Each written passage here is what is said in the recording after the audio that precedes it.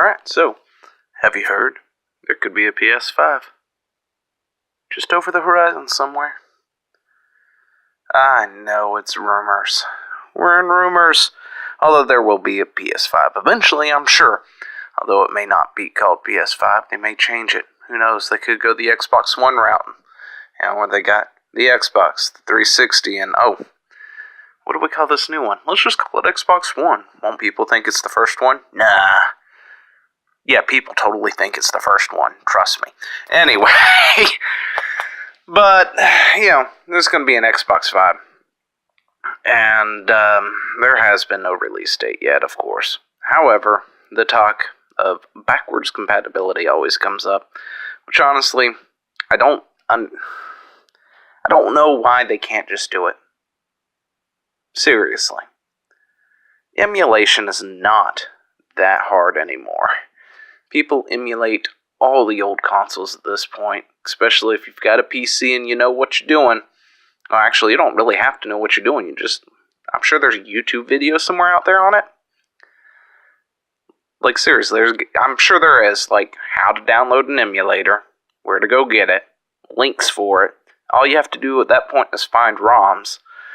And you can thank Nintendo for making that one harder, considering they keep taking down everything. Thanks, Nintendo. Go shove yourself somewhere. But anyway. Emulation. Not emulation, but backwards compatibility.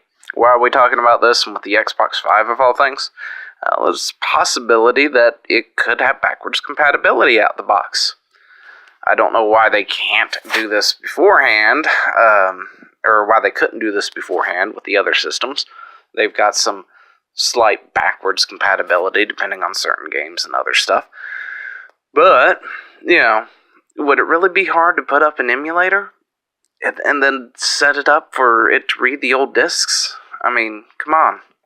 We're still using DVDs, CDs, Blu-rays, and all that stuff, and that's what the other discs were. They were a kind of optical media.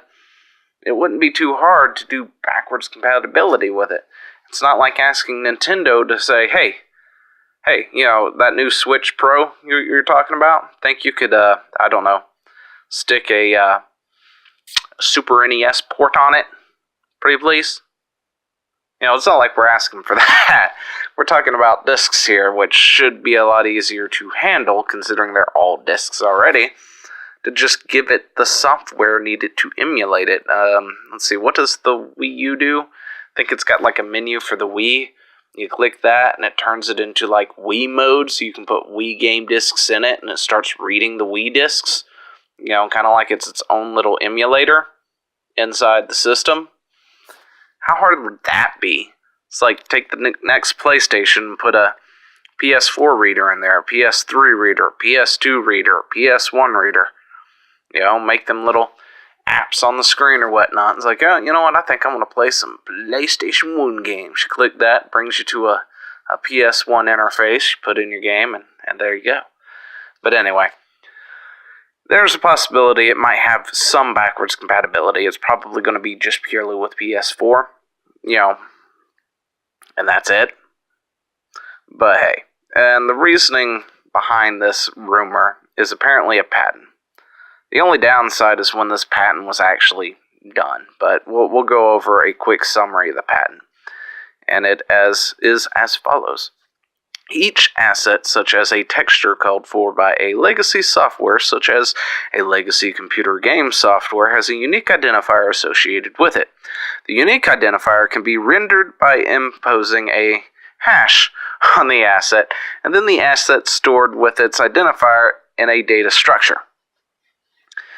An artist remasters the texture for presentation on a higher resolution display than envisioned in the original software and stores them back in the data structure with their identity. The original software is then played on the higher resolution display with assets such as textiles, calls being interpreted, identified, and the data structure entered to retrieve the remastered assets having a matching identifier. The remaster assets is then identified on the fly into the game presentation. So, a lot of people are taking that summary and going, backwards compatibility! And I'm like, yeah, that'd be cool and all, but the problem is this patent was filed back in 2016. This patent was also filed back right before they did the remaster of Parappa the Rapper. And, you know, they've got, like, other remasters coming out as well, like Spyro and stuff, and Crash. And, to be totally honest, as much as I want to say backwards compatibility, the patent kind of reads like it's, hey, we have this remaster of game we want to sell you, and it's going to allow us to create software that will then take the old stuff and then stretch it apart or whatever, put it back together with 4K in mind, or, you know, the higher resolution so it looks better.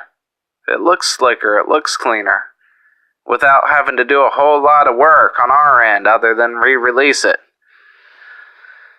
So yeah, that's the only downside to that. I mean, as it is, the PS4 has a PSP emulator on it, which also is used for the remasters, believe it or not, which might be what the patent was referring to. But this way it can take the portable game code, but replace the original assets with a 4K one, resulting in a more modern presentation. And since, you know, just timing of everything, it feels like this was not a patent for backwards compatibility. It was a patent designed, created, and set up for using remasters of old games on the current system. And that's about it, unfortunately. As much as I'd like to go, oh yeah, backwards compatibility back to the PS1, I highly doubt it's going to happen. For various reasons, because they make a lot more money reselling you those games than anything. If I remember correctly, right now, like PS9, we're not looking at the PlayStation 9, the PS Now digital service, which currently, I think it offers somewhere around 650 different titles, spanning from the PS2 to the PS3 and the PS4 systems, which of course, you know, is the current stuff. So a lot of that stuff's probably more current than it is old stuff. But they make a lot of money off of us reselling us these old games. And with the whole PlayStation Classic coming out now, I really doubt they're going to want to backwards compatibility anything more than maybe the PS4, just because it was the current gen as of right now, but won't be when the next gen shows up. But, you know, so, don't get your hopes up, I guess is the best way to put it. I wouldn't get my hopes up on a PS5 that has backwards compatibility all the way to, you know, PlayStation 1, PS3, PS2, any of that. As if anything, it will do, like, the more high-profile PS4 games, and that's probably about it, unfortunately. But until something like that may happen, you can always buy the PlayStation Classic. Wait until somebody hacks it, because I guarantee somebody's going to do it within the day. They'll put all their findings up onto the interwebs, so you can then go ahead and hack it yourself and put all your old favorite PS1 games on it. That's what I would like to do anyway. It would be so much easier. You've got hardware that's not going to really be accessed by the internet, so you don't have to worry about them pinging it or anything like that and go, those aren't the ROMs that should be there, and then shutting it down or anything like you would with other systems if you want to homebrew some of those.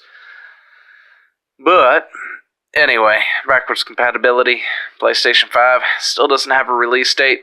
If anything, it's probably going to be 2020. It'll probably be announced sometime next year. And then we're looking to a 2020 or later date for a release, more than likely. And as for backwards compatibility, I just don't see it happening either. Because it's PlayStation. I mean, heck, they're just now wanting to do crossplay with cross-platform games. It's taken them long enough. Nintendo and Xbox had the whole play better together, play together kind of thing going on. You guys kind of are missing out on that boat.